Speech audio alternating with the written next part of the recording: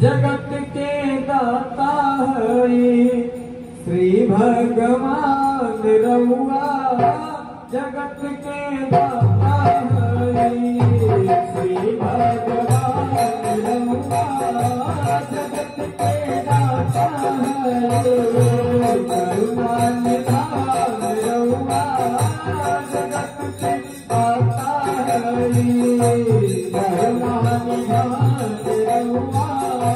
जगत के दाता है श्री भगवान रउआ। जगत के दाता है श्री भगवान रउआ।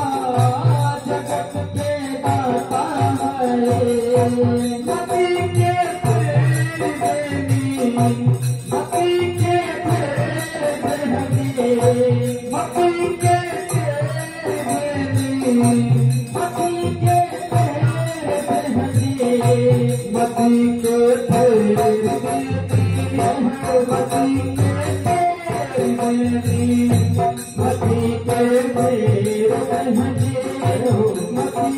फेर देनी। मति के फेर देनी। मति के फेर देनी। मति के फेर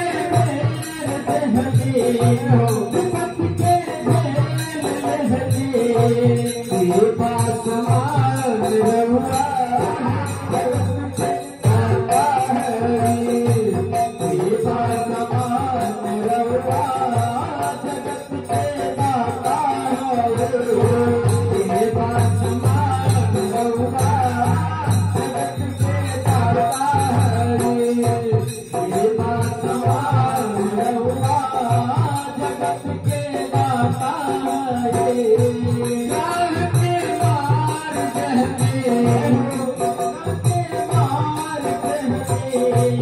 जगत के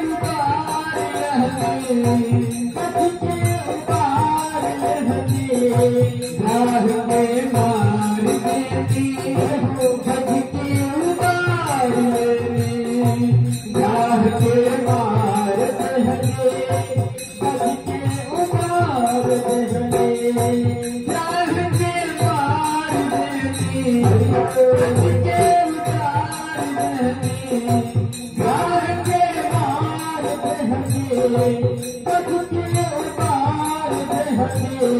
जाने जान रउआ। जगत के दाता है जाने जान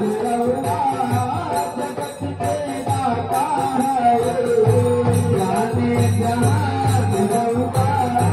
जगत के दाता है जाने जान रउआ। जगत के दाता है करुणा निधान रउआ।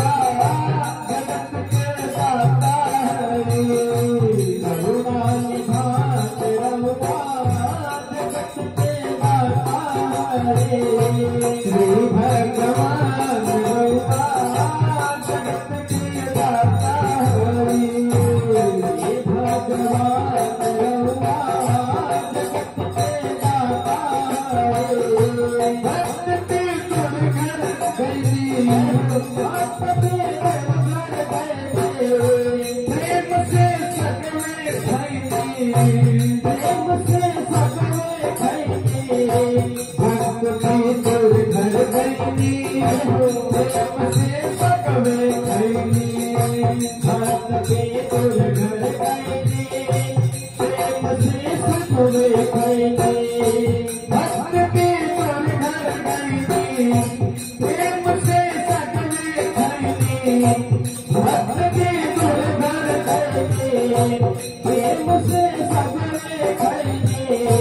भगवान रउआ। जगत के दाता है कृपा समान रउआ। जगत के दाता है भगवान रउआ। भगवान रउआ। करुणा निधान रउआ।